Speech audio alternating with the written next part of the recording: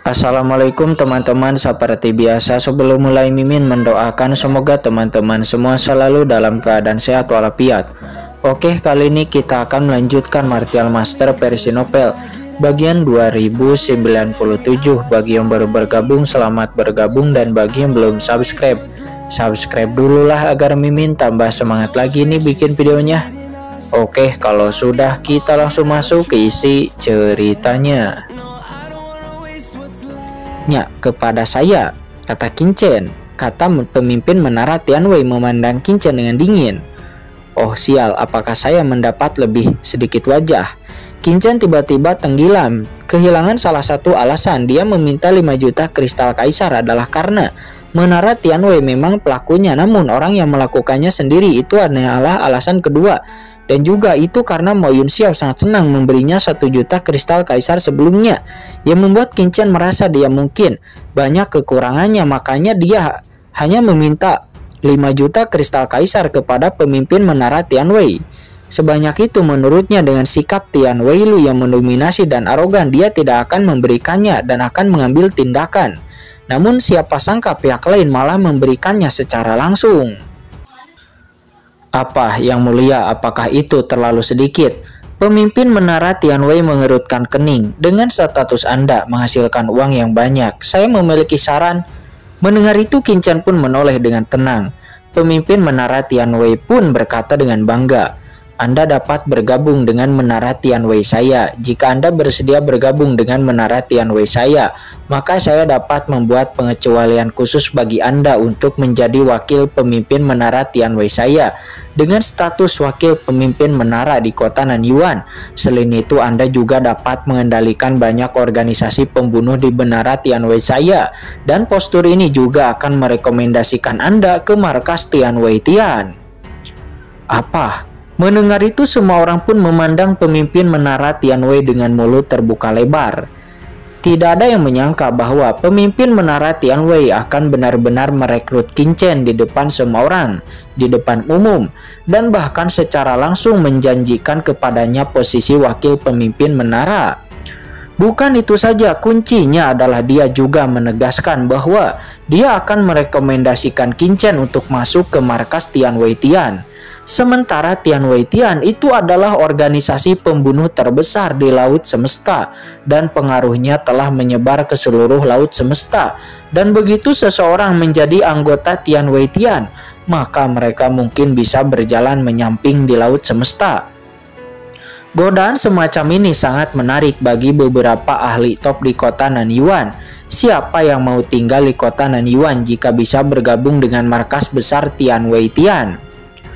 Untuk sesaat mata semua orang menjadi panas dan mereka melihat ke arah Qingchen, dan ekspresi Mo Yunxiao di sana juga tiba-tiba berubah. Dia tidak pernah menyangka bahwa pemimpin menara Tianwei ini akan begitu fleksibel dan sangat fleksibel. Bagaimana pendapatmu tentang tawaranku? Kata pemimpin menara Tianwei. Dia menyipitkan matanya dan menatap Qingchen dengan penuh harap. Tapi Qingchen mencibir. Menurutmu apa yang ingin kamu lakukan? Itu hanya organisasi pembunuh. Apakah layak merekrut kaisar ini? Kata Qingchen. Kamu. Seketika mendengar itu mata pemimpin menara Tianwei menjadi gelap. Adapun dua orang ini, apa yang saya katakan sebelumnya tentu saja tidak benar. Qingchen lalu kemudian berkata kepada Saroye, Saroye, biarkan kedua orang itu pergi. Ya, baik tuan. Bayangan hitam He Ying dan Yingyi merasa canggung di depan pemimpin menara Tianwei. Dia pun membuka mulutnya dan mengeluarkan seteguk darah. Tuan muda.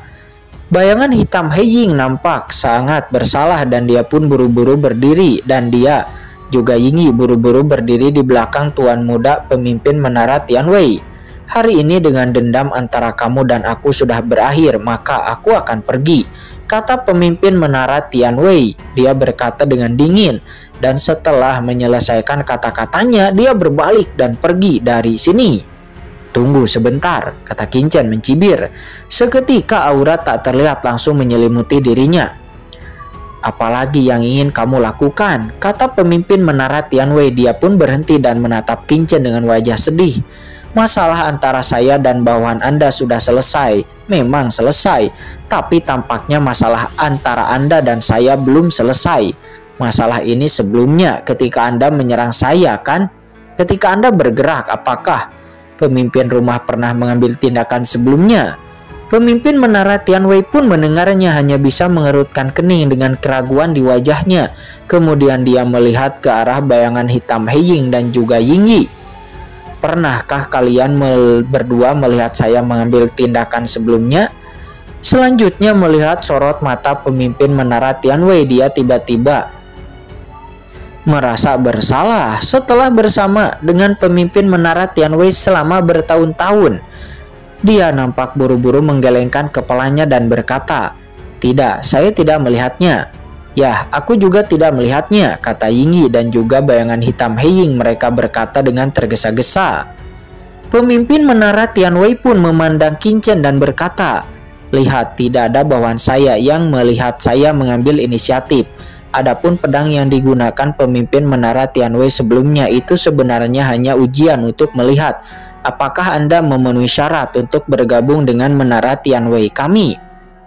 Ketika dia mengatakan ini, dia sepertinya memikirkan sesuatu. Harta karun luar angkasa pun tiba-tiba muncul di tangan pemimpin menara Tianwei, dan dia nampak melemparkan harta karun itu ke arah Qin Chen. Ada 1 juta kristal kaisar di dalam harta karun luar angkasa itu, dan itu merupakan biaya untuk penilaian sebelumnya. Melalui itu, saya lupa memberikannya kepada Anda sebelumnya.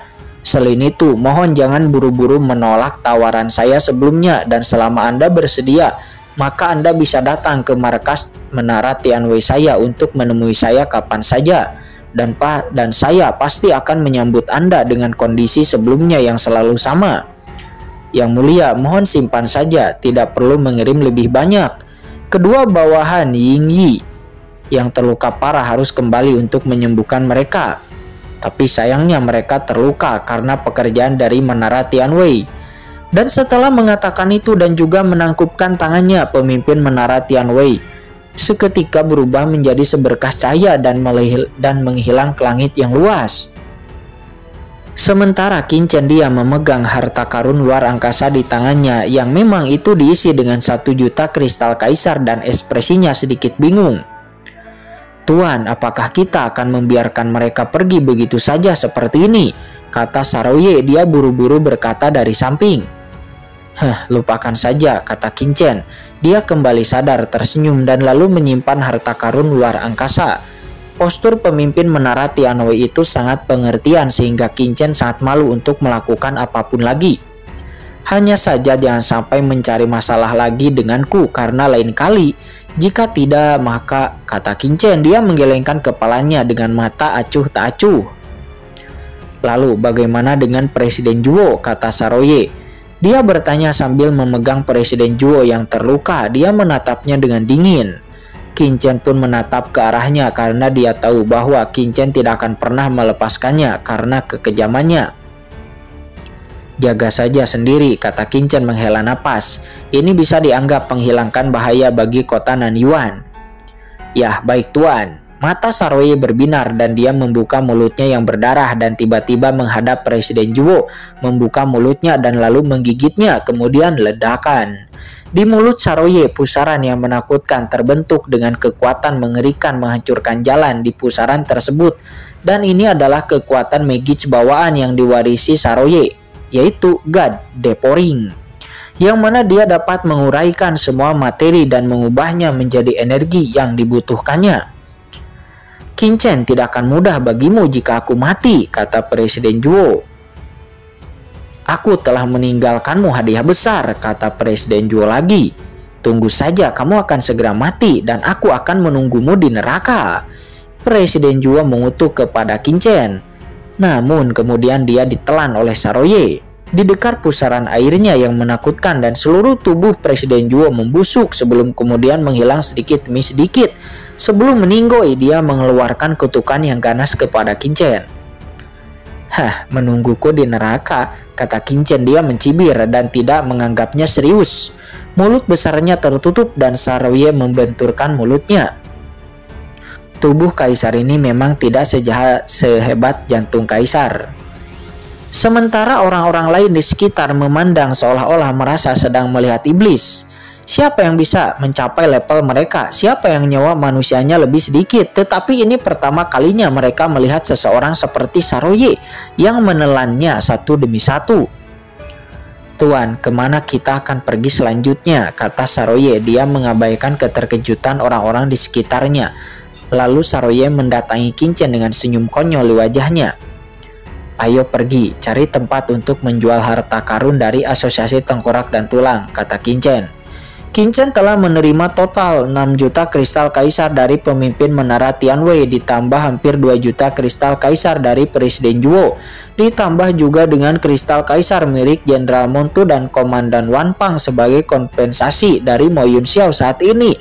Qingchen memiliki banyak uang dan dia memiliki sekitar 9 juta kristal kaisar.